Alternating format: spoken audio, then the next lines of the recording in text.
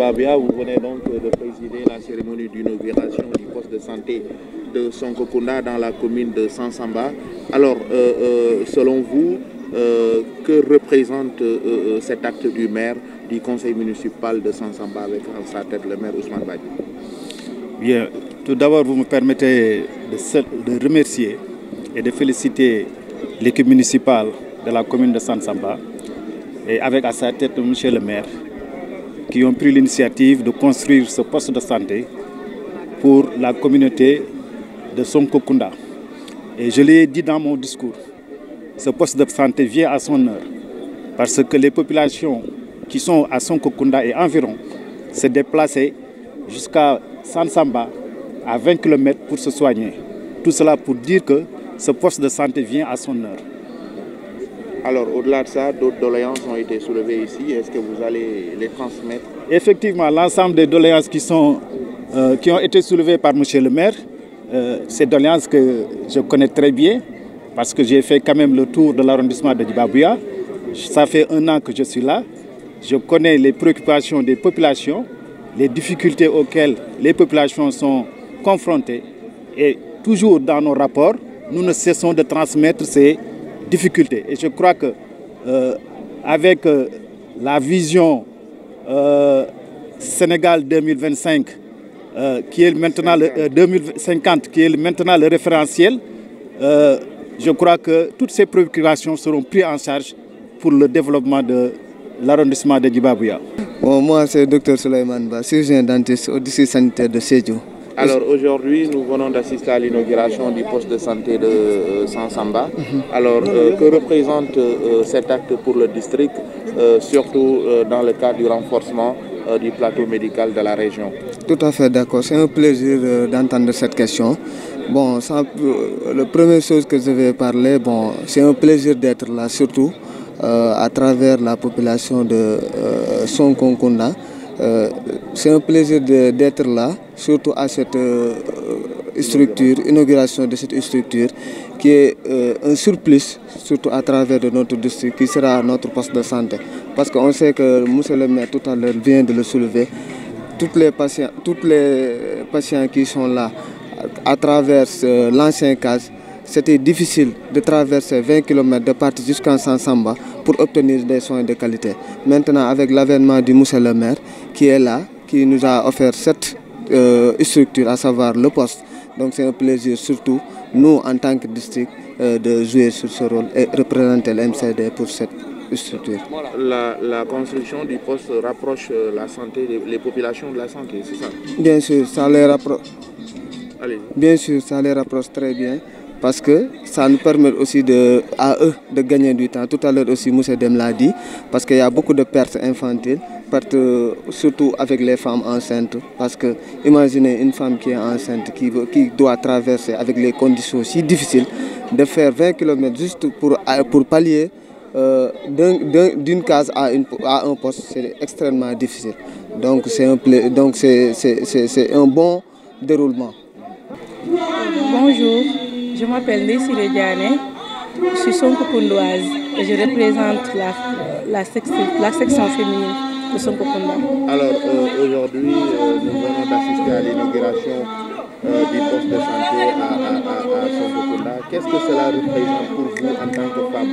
Est-ce qu'avant l'arrivée de ce poste de santé, les populations avaient des difficultés pour se soigner? Oui, cette poste de santé-là, ça représente beaucoup pour nous. En tant que Sonkokundoise, auparavant, quand les femmes étaient enceintes, les visites se faisaient au niveau de Sansamba. On n'avait pas le bon moyen de transport pour se rendre à Sansamba. Et quand le grand jour aussi arrivait, on n'avait que les motos Jakarta et les Serio et autres. Parfois, on prenait la pirogue pour traverser et aller à Bonna. Et parfois même, la femme accouche même en cours de route. Donc aujourd'hui, quand on a ce poste dans notre village, c'est une fierté. Bon, on n'a même pas les mots pour exprimer notre contentement. Bon, on dit seulement merci au maire Ousmane Badji. Alors vous dites merci au maire Ousmane Badji. Aujourd'hui, le poste il est construit. Qu'est-ce que vous attendez à ce qu'il soit doté véritablement de ressources matérielles et humaines pour une meilleure prise en charge des problèmes sanitaires dans la zone? Oui, bon, nous attendons de nous amener de bons matériaux, de nous amener des bonnes sages-femmes, bon, un médecin aussi. Bon, nous avons aussi besoin de bons médicaments. Nous demandons aussi l'électricité et l'hydrofication aussi. Donc nous leur demandons l'équipement complet, quoi, de nous aider pour ça. Kunda avait une case de santé qui polarisait beaucoup de villages et qui était beaucoup plus dynamique dans la commune. Donc, nous avons jugé, après la prise de fonction, de faire une évaluation de cette situation et de prendre des décisions pour pouvoir corriger cette situation. Nous avons élaboré un programme en matière sanitaire dans la commune de Sansamba, et dans ce chapitre, la construction du poste de santé de Sonkokunda occupait une place importante. Voilà pourquoi nous avons travaillé avec l'engagement de toute l'équipe municipale à ériger un poste de santé de Sonkokunda pour abréger la souffrance de la population, mais aussi éviter la mobilité des patients, ou ceux qui sont dans le besoin, souvent ils traversent le Sungurunguru pour aller à Bona ou bien aller à Sansamba. Donc voilà fondamentalement la préoccupation à laquelle le conseil municipal a voulu répondre, et aujourd'hui c'est une question à moitié réglée. Comme l'infrastructure est là, nous avons entendu les engagements ou les promesses de tous les acteurs de la santé, mais aussi des suggestions ou recommandations formulées à travers les prises de parole lors des communications. Il a coûté combien? Le poste de santé a coûté plus de 50 millions, compte non tenu, comme je l'ai dit, des investissements liés à l'équipement et autres. Voilà. Alors au-delà de ça, vous avez eu dans votre discours à revenir sur un certain nombre de doléances, notamment des problèmes de mobilité et tout. Est-ce que vous pouvez revenir aujourd'hui sur les véritables doléances du Diassy de façon générale et de la commune de Sansamba en particulier? Merci beaucoup.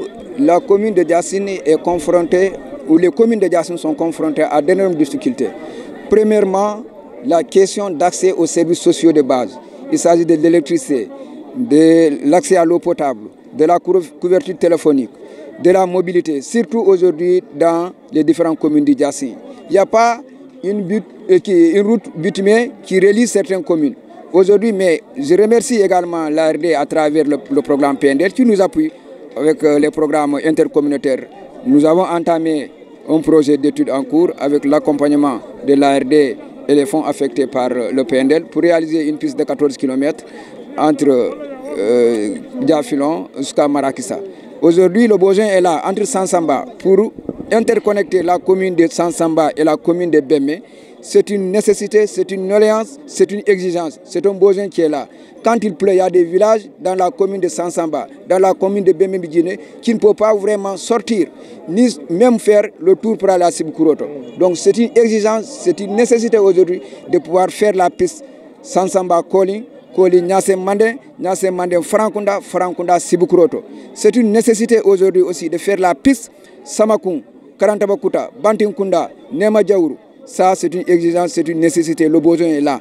Mais aussi, il y a des structures, des ponts qui sont là, qui sont complètement dégradés. Quand tu quittes Bantayima pour aller à Madina Soare, le pont est là et dans un état défectueux. Donc, il y a des risques. Je crois que nous avons soulevé cette question, nous avons saisi les autorités par rapport à cette question pour prendre des mesures préventives et pouvoir réparer ces ouvrages-là afin de faciliter la mobilité des usagers. Une dernière question, la commune de Sansamba est l'une des plus grandes communes du Diassy. Beaucoup de villages qui composent cette commune n'ont pas accès à l'électricité ni à une eau potable. Peut-être un message aussi dans ce sens? Oui, particulièrement ce qui concerne la commune de Sansamba. J'ai demandé tout à l'heure qu'on pense à nous. Effectivement, il y a des programmes en cours. Il y a ETEM qui a gagné, il y a 2 ans ou 3 ans, qui a commencé la phase d'électrification Sansamba, Djatandinkounda, Samakun, Koli. Mais les travaux sont arrêtés. Mais tout le temps, nous lançons un appel et nous interpellons les autorités en charge vraiment des travaux-là pour pouvoir démarrer ces travaux-là. Maintenant, au-delà de cette phase, il y a un programme en cours d'électrification rurale. Il y a l'axe Marakissa, Djonyer Mandin, Tabali et Djonyer Djola. Il y a aussi un programme en cours aussi, Songokunda, Dandon, Kamoya, Bantanyima aussi est pris en compte. Mais il reste encore un besoin fondamental de couverture en matière d'électrification, comme Ampuntu, Bourangul, Daridjali, Kambunda Mandé, Nyasen Mandé, Djassim Mandina, Djassim Tambana. Ces villages-là n'ont pas d'abord bénéficié actuellement d'études en cours. Nous avons sollicité, je crois qu'il y a une semaine, le délégué général de la zone sud, M. Kébé, qui nous a demandé de faire la situation. Une situation exhaustive a été envoyée. Nous attendons maintenant la réponse qui va nous revenir. Maintenant, en matière de couverture d'eau potable, c'est une nécessité. Aujourd'hui, on ne peut pas vivre sans eau. Vous avez même ici, s'il y avait un forage qui est là, on n'aurait pas de problème d'eau. S'il y avait la couverture du réseau téléphonique, on n'aurait pas de problème de réseau. Donc, il faut nous aider aujourd'hui. J'ai fait aussi des courriers à l'OFOR pour nous appuyer. Pour cette manifestation, pour bénéficier vraiment de l'alimentation en nous, nous sommes obligés de mobiliser une citerne qui est là pour assurer l'alimentation de la fête. Je trouve que vraiment c'est une nécessité pour la commune. Et nous demandons encore, nous lançons un appel, nous réitérons vraiment ces besoins auprès des autorités pour accompagner la communauté locale à accéder à ces services sociaux de base.